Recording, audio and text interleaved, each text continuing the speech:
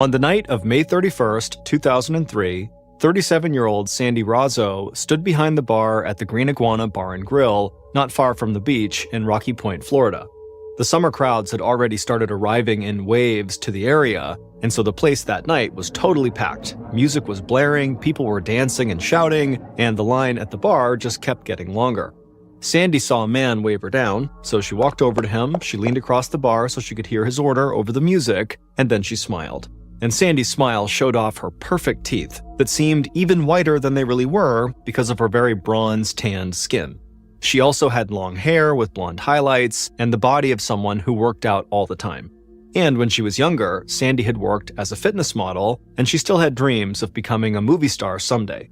Because of her looks, men at the bar often made it a point to order their drinks from Sandee instead of one of the other bartenders, and the men almost always told her how pretty she was. And that night was no different. Sandee poured the man his drink and slid it across the bar to him, and right away he told her she was totally beautiful and he left her a great tip. Sandee smiled again and then moved on to the next customer. Sandee used to love all the attention she got from men at the bar, but over the last year or so, she had stopped trusting people, especially men, like she used to. So she had started to keep her guard up a little more at work. For most of her life, Sandee had always thought the best of people, and she believed that when you treated others with kindness, they would do the same to you. But that had all changed for Sandee about a year earlier after she'd had a horrible experience with a man who she thought was one of her best friends. That man, Tracy Humphrey, had been a part-time bouncer at the last place Sandee had worked as a bartender. Tracy was this big 6'2" tall, bald guy who looked like a big weightlifter. He was actually known as Mr. Clean because he looked like the big bulky guy on the labels of Mr. Clean cleaning products. Tracy and Sandee had first bonded over their love of fitness, and when Sandee found out Tracy worked as a trainer at a gym, she had started taking classes from him. Sandee also loved that Tracy had connections to Hollywood. He claimed he'd been the stunt double for the action movie star Vin Diesel, and that he had worked as Tom Cruise's personal bodyguard. And when Sandee would tell her friends that she still dreamed of acting in movies someday, Tracy was one of the only ones who told her that her dream really could still come true. And so Sandee had hoped that she and Tracy would be friends forever because they got along so well and he supported her dreams and she always felt relaxed and safe with him. But then, one night, when they had been hanging out at Sandee's place, Tracy had tried to pressure Sandee into having sex with him. Sandee got upset and said that was not what she wanted, and she made that clear to Tracy. But when Sandee turned him down, Tracy had gotten angry and gone into a rage. And so, soon after that incident, Sandee had left that job and started working instead at the Green Iguana, so she wouldn't have to see Tracy anymore at work. But even after she had quit, Tracy had kept calling her and bothering her. But by May of 2003, the calls had finally stopped. Sandee heard a rumor that Tracy had started dating a 20-year-old woman named Ashley, so she thought maybe that meant he would leave her alone for good. From behind the bar at the Green Iguana, Sandee could see the crowd was finally starting to thin out. Her feet were aching from standing up all night, and she was excited her shift was ending and she could finally go home. A little while later, she checked in with her manager to say she was leaving, she counted her tips for the night, and then walked through the kitchen towards the back of the building.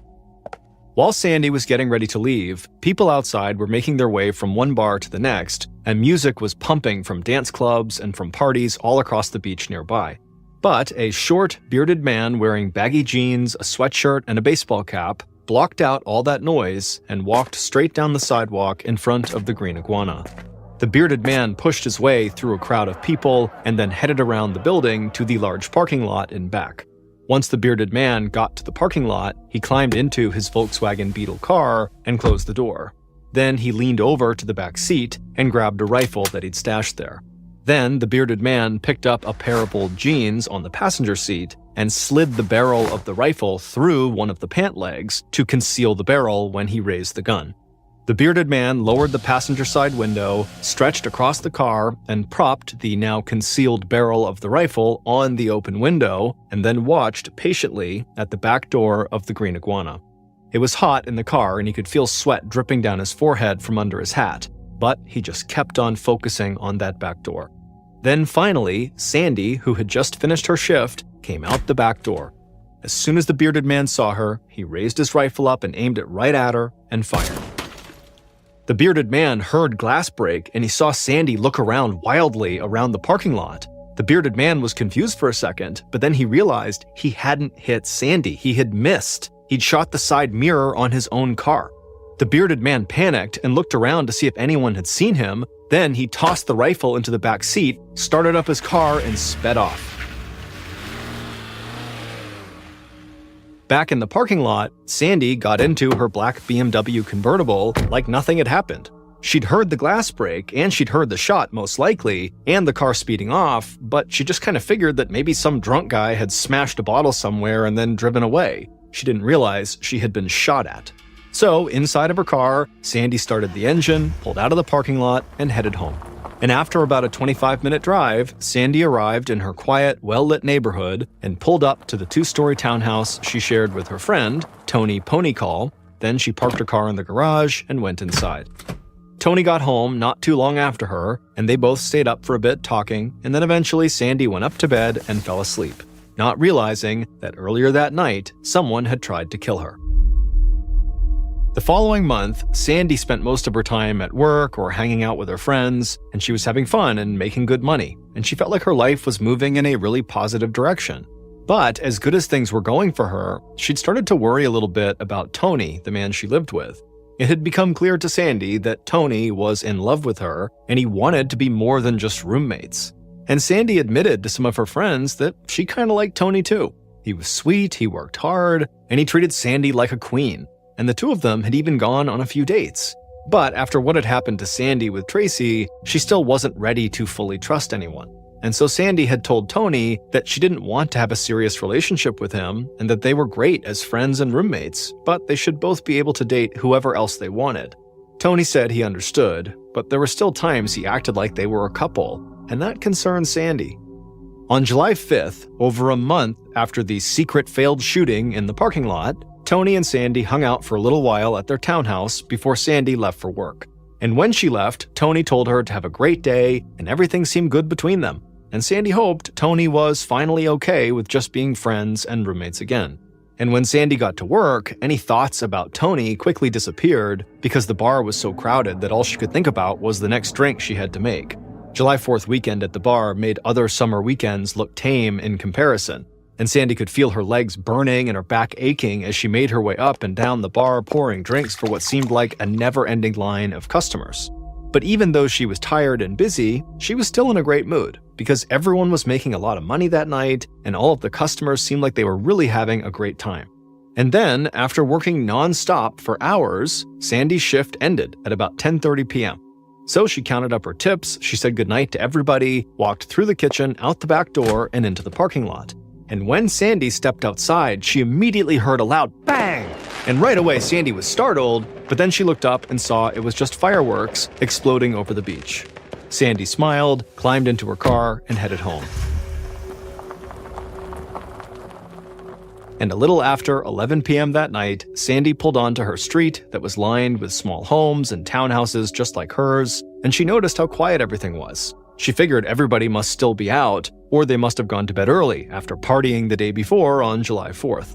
Sandee pulled into her driveway, she opened her garage door, and parked her car inside of the garage. She turned off her car's engine, pulled her keys out of the ignition, and leaned over to grab her purse on the passenger seat. But while she was leaning over, she heard something slam against the driver's side window.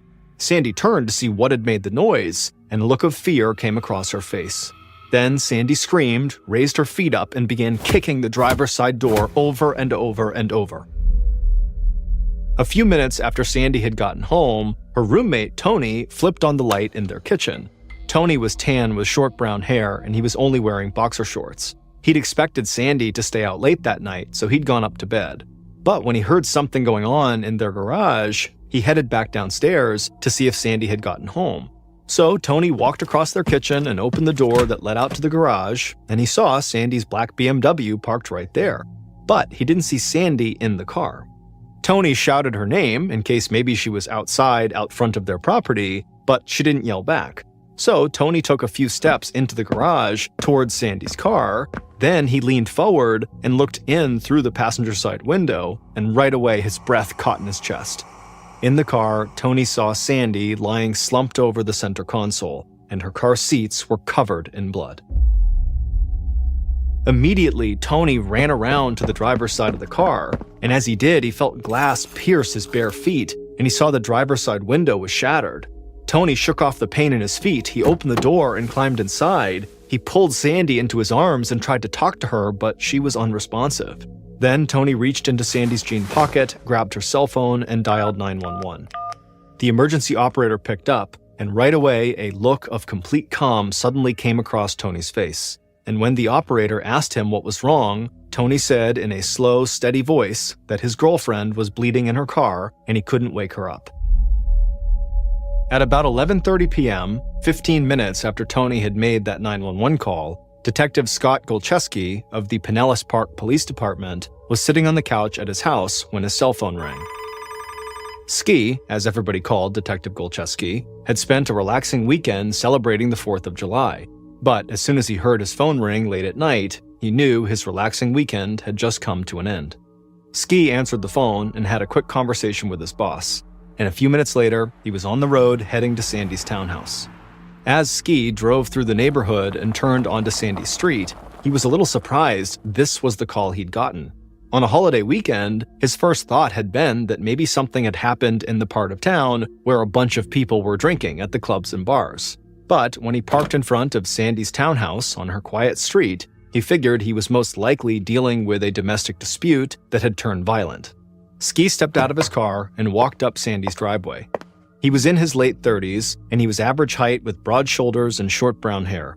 He'd lived in Florida for years, but he'd grown up in New York and had never lost his New York accent. Ski heard one of the officers who was already on the scene call out his name, so he walked towards them in the garage and saw Sandee's black BMW.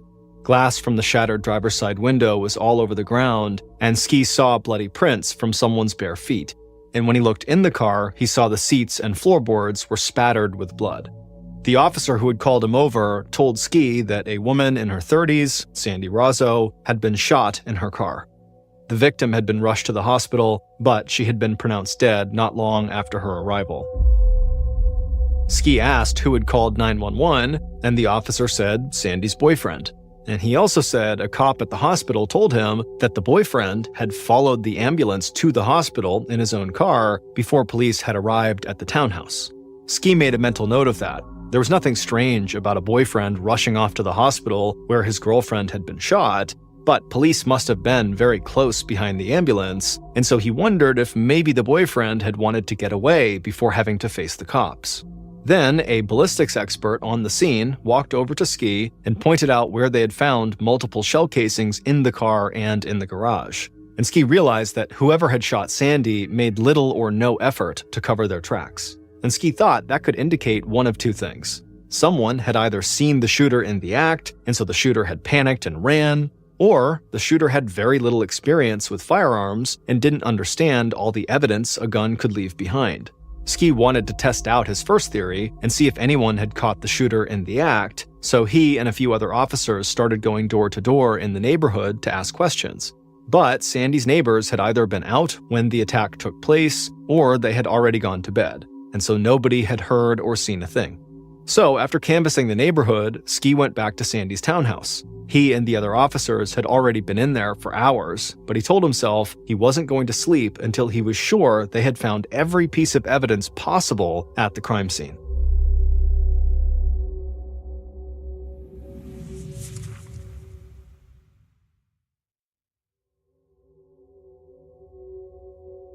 By 6:30 a.m. on July 6th, so about 7 hours after Ski had gotten the call from his boss, Ski was still at Sandee's townhouse. He was out on the driveway, making sure they hadn't missed any tire tracks or any other evidence out there, and as he did that, he looked up and saw the sun rising, and that was when he realized how tired he was. But just then, a Toyota 4Runner vehicle pulled up in front of the townhouse, and a man stepped out of the car and started walking towards Ski, and Ski immediately felt a jolt of energy. The man introduced himself as Tony Ponycall, the victim's boyfriend. He was now wearing sweatpants and a t-shirt, and he said he'd spoken to officers at the hospital and they had let him go. And so he wanted to come back home to see if he could help the police who were there. Ski was shocked at how calm Tony seemed. His girlfriend had just been shot and killed, and he showed up at the scene of the crime like he was there to just help them find a missing dog or something. But Ski knew shock affected people differently, so he didn't want to jump to conclusions. Ski asked Tony if they could go inside and talk through the events of the previous evening. Tony smiled and said he'd be happy to help. And as they walked across the yard towards the front door, Ski noticed there were scratches on Tony's hands and arms. Once they were inside, Tony led Ski through a foyer with peach-colored tile floors and into a living room with a high ceiling. Tony sat down on the couch, and Ski sat in a chair across from him. Police had found no evidence of forced entry in the house, and Tony said nobody other than him had come into the house that night. Then, with an almost blank look on his face, Tony said he'd been in the upstairs bedroom when he heard something going on in the garage, so he went downstairs to see if maybe Sandee had gotten home. And he told Ski about how he had found Sandee slumped over in her car. But even when talking about the moment he had found Sandee with blood all over her face and clothes and all over the car, Tony remained completely calm. So Ski leaned in a bit closer and asked Tony if he and Sandee's relationship was serious or more like casual dating. And Tony said Sandee was actually his fiancée. A confused look came across Ski's face, and he pointed out that Tony had just introduced himself as Sandee's boyfriend. But Tony quickly said that he just hadn't gotten used to being engaged yet. Ski nodded, but watched Tony's face closely to see if he looked like he might be lying, but Tony's appearance never changed. So Ski pointed at Tony's hands and arms and asked him how he'd gotten all those cuts. Tony said when he climbed into the car to try to revive Sandee, he'd cut his arms and his hands on the shattered glass. And he also said he had not been wearing shoes or socks at the time, and he'd cut his bare feet as well on the glass on the ground. And when he said this, Ski figured that probably cleared up who those bloody footprints belonged to. Then finally, Ski looked Tony in the eye and asked him if he could think of anyone who might want to harm or kill Sandee. And for the first time, Tony's calm, cool demeanor disappeared. His face started to turn red, he clenched his jaw, and then he said there was one person who definitely could have killed Sandee. And that guy was a guy they called Mr. Clean, Tracy Humphrey. In his time as a detective, Ski had tried to stick to a simple rule: never get tunnel vision when working a case. Over the years, he'd seen a lot of cops build cases entirely around one suspect, and when that suspect turned out to be innocent, the cases just fell apart. So, in the days following Sandee's murder, Ski still definitely considered Tony to be a major suspect. Tony was the one who had found Sandee and called 911, and he had those scratches on his hands and arms. And on the day after the murder, Ski had heard from one of Sandee's coworkers at the Green Iguana that Sandee had never agreed to marry Tony, and she'd actually told him she didn't want a serious relationship with him at all. So Tony calling Sandee his fiancée just seemed totally strange to Ski. But Tony had undergone a gunpowder residue test to determine if he'd recently fired a gun, he had willingly submitted DNA samples, and he had allowed the forensics team to do a thorough investigation of his car. And so, while the investigators waited for all those test results to come back, Ski started looking into other possible suspects. And someone who worked at the Green Iguana had seen a bearded man kind of lurking outside the night Sandee was killed, but they had no idea who he was. So Ski now had Tony and this unknown bearded guy as possible suspects, but for the time, he wanted to turn his attention to Tracy Humphrey, aka Mr. Clean, the man who Tony was so sure could be Sandee's killer. So at 3 p.m. on July 8th, less than 3 days after Sandee's murder, Ski paid a visit to the gym where Tracy worked as an instructor and personal trainer. Ski walked into the gym and heard the sound of trainers shouting encouragement and people grunting while they lifted weights. Then he walked up to the front desk, showed the man behind the counter his badge, and asked to speak with Tracy. The employee said he would go get Tracy and pointed Ski to a small office where he could have some privacy. Ski thanked the man and then walked into the office, took a seat at a table with nothing on it, and waited. And a couple of minutes later, Tracy walked in. He was 36 years old, out of breath, dripping with sweat, and had a towel wrapped around his neck. Ski was taken aback by how big and intimidating this guy was. Ski asked Tracy to close the door behind him and have a seat. So Tracy closed the door, he wiped the sweat from his face with his towel, and then he sat down. Then he introduced himself to Ski in a low, soft voice. And right away, Ski thought that Tracy's voice didn't really match his body. Ski smiled and said he knew Tracy was working, so he wouldn't take up much of his time. Then he asked if Tracy had heard about what happened to his friend Sandee. Tracy said he'd read about it in the newspaper and that he was totally heartbroken. Ski told Tracy that he was very sorry for his loss because Ski believed that it was always a good idea to start a line of questioning by empathizing. But before Ski could actually ask a follow-up question, Tracy suddenly stood up and said he did not feel comfortable talking to police at work, and that if Ski had a problem with that, he could contact Tracy's lawyer. Ski was surprised the conversation had taken such a quick turn, and it definitely made him question why Tracy wanted to get out of there so fast. But he didn't have anything to charge Tracy with, so he just thanked Tracy for his time, stepped out of the office, and walked back through the gym. And when Ski stepped outside, right away he felt the sun on his face and a warm breeze blowing. The temperature was about 90 degrees Fahrenheit, and Ski thought that this was the perfect kind of summer day to go to the beach. And right there, it struck him that Sandee would never get to enjoy these perfect summer days in Florida ever again because someone had robbed her of her future. And that made Ski very angry. He wanted to find Sandee's killer as fast as he could. And the conversation he just had inside the gym made him want to dig a lot deeper into Tracy's life.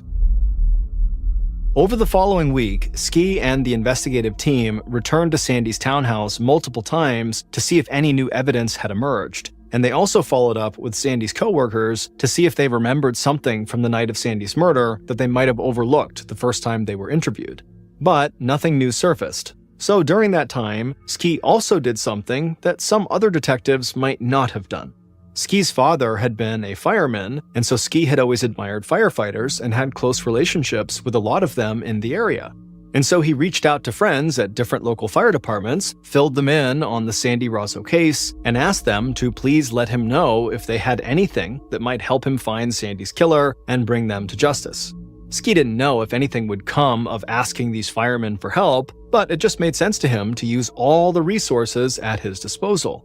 But as the days passed, no new evidence came in from anywhere, and so Ski started to really get frustrated. And he wanted to move the investigation forward, but he'd run into a big problem. Tracy's lawyer had told Tracy not to say another word to police about Sandee's murder. And that was a major roadblock for Ski, because even if Tracy hadn't killed Sandee, the police couldn't rule him out if they didn't get any information from him. But Ski refused to let this lawyer bring his investigation to a stop, so he came up with a plan to work around Tracy. Ski had learned that Tracy recently married a 20-year-old woman named Ashley who worked with him at the gym. So he figured if he couldn't talk to Tracy, maybe he could talk to Tracy's new wife. But Ski wanted to make sure Ashley was alone when he met with her, because if Tracy was there, Ashley almost certainly would be told not to talk. So at around 3 p.m. on July 16th, 11 days after Sandee's murder, Ski drove to the gym where Tracy and Ashley worked and parked right outside. Then he stepped out of his car and walked right up to the large windows out front and pressed his face up to the glass to look inside. But he couldn't see if Tracy or Ashley were in the gym or not. So Ski went inside, walked up to the employee he'd met there the last time, and asked if Tracy was working. The man said he was, but that he just started teaching a class. So Ski asked if Ashley was working, and the man said no, she had the day off. And that was all Ski needed to hear. He turned around, rushed out of the gym, and ran to his car. He knew he was in a race now. As soon as Tracy finished his class and found out a cop had been looking for him and Ashley, Tracy would call his wife to tell her not to talk. So Ski got in his car, started the engine, peeled out, and sped off down the street. And about 10 minutes later, after speeding across town, Ski hit the brakes and parked his car in front of the apartment building where Tracy and Ashley lived. He took a deep breath, calmed himself down, and then got out of the car and walked to their apartment. After knocking on the door opened, and it was Ashley.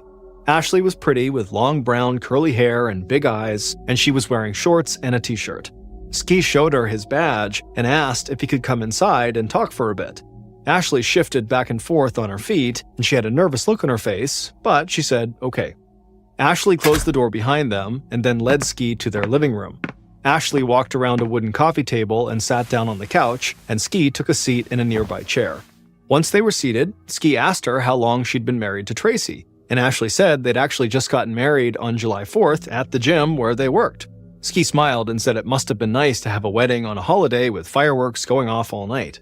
Then Ski asked her if she and her new husband had gone on a honeymoon right after their wedding.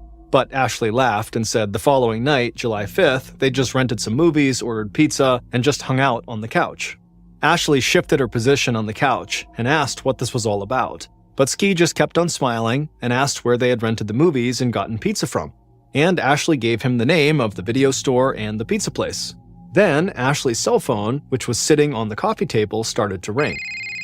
She sat up straight and looked at the phone and then asked Ski if she could answer it, and Ski said, of course, it was her phone.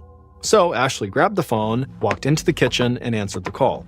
And when Ski heard her talking from the other room, he knew it was Tracy on the other line and that getting any more information out of Ashley was going to be impossible. But Ski kept on smiling because he'd gotten what he'd came for. Ashley had just given Tracy an alibi for the night of the murder, and now Ski just had to follow up on it. So after Ashley hung up and came back into the living room, Ski immediately just thanked her for her help and then walked outside to his car. And not long after that, he drove to the video store that Ashley had mentioned, and an employee there pulled up Tracy's rental history and showed Ski that Tracy had indeed rented movies a few hours before Sandee had been murdered.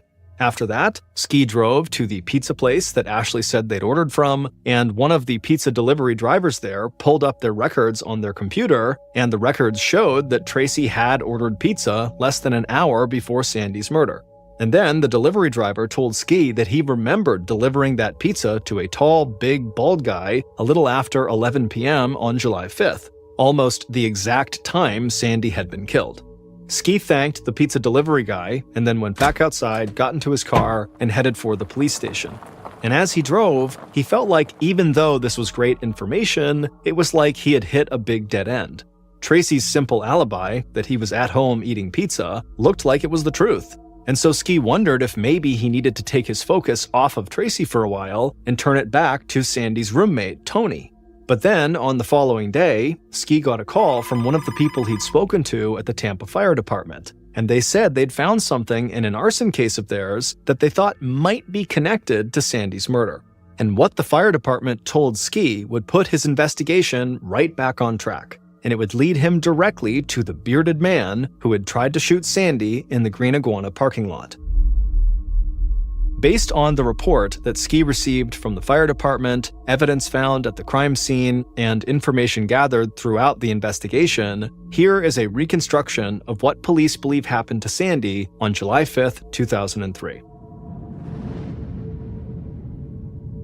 A little after 10:30 p.m. on July 5th, Sandee's killer had fallen asleep in a compact rental car in the Green Iguana parking lot. The killer was wearing a baseball cap pulled down low just above their eyes, and the thick sweatshirt and pants they were wearing had caused them to get so hot inside of the car that they dozed off for a few minutes. But then the sound of a car door slamming nearby had woken them up. They looked out the windshield and saw Sandee driving off in her black BMW. The killer immediately sat up straight and yelled out in frustration and then slammed their hands down on the steering wheel. The killer had intended to shoot Sandee right there in the parking lot, but now that wasn't an option. So the killer glanced over and looked at their Ruger .22 caliber pistol on the passenger seat, and then they started the car and pulled out onto the street behind Sandee's BMW. The killer still felt a little out of it from having fallen asleep, and their hands were sweaty on the steering wheel, but they managed to weave their way through holiday weekend traffic and keep up with Sandee's car. Then, after about 25 minutes, the killer followed Sandee as she turned off a main road into her neighborhood. The killer eased off the gas to make sure they didn't get too close to Sandee's car.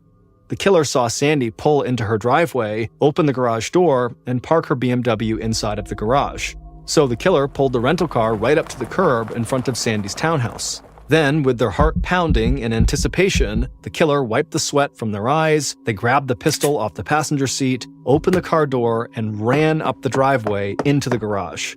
Once the killer was inside, they saw Sandee leaning over the passenger seat to grab her purse. So the killer ran up to the driver's side, raised the pistol, and slammed the butt of it into the window and held their hand up to shield their eyes from the glass. But they didn't break the window.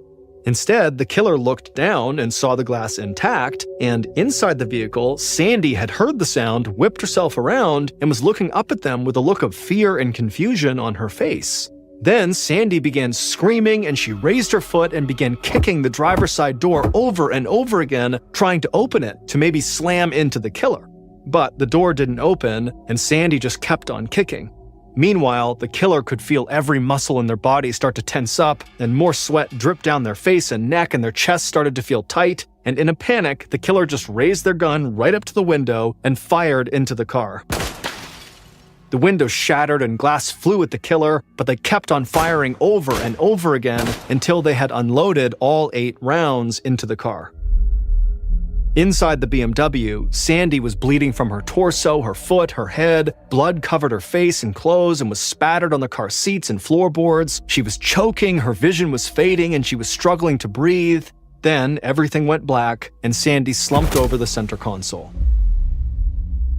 After looking inside the car and making sure Sandee was motionless, the killer turned and ran out of the garage, back down the driveway, got into their rental car, and once inside, they took a deep breath and put the pistol back on the passenger seat, right next to the fake beard they had been wearing earlier that night.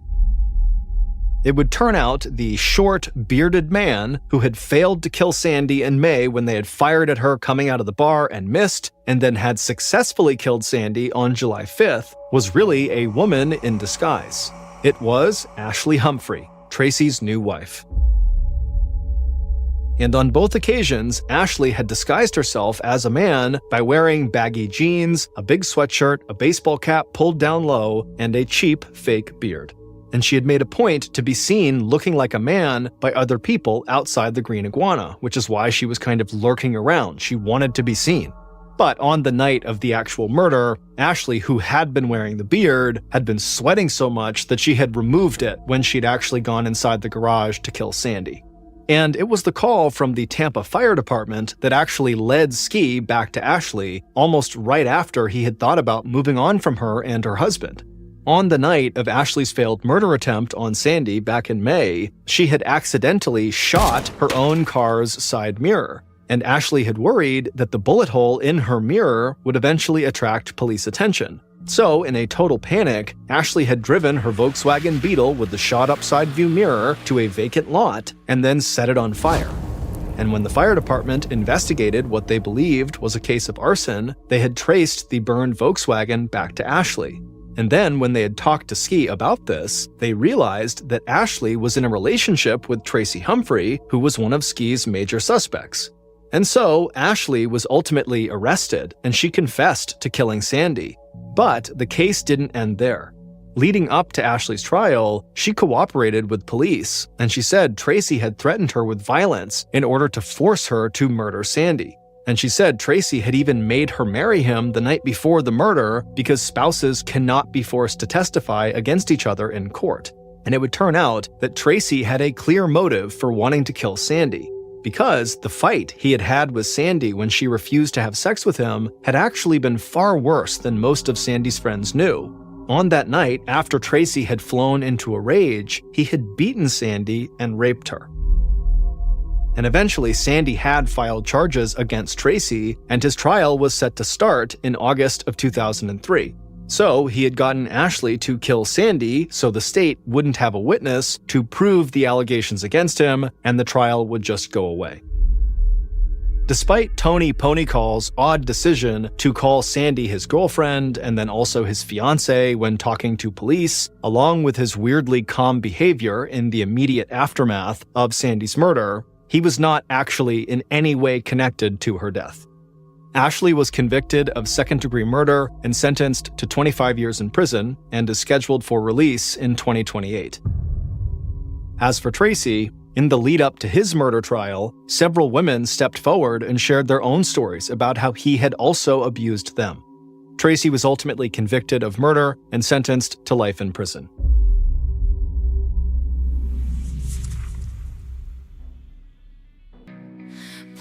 Guitars echoing loud, dreaming dreams lost in the crowd.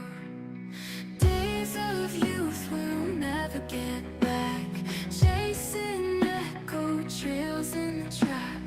Broken records spinning slow, whispers of love long ago.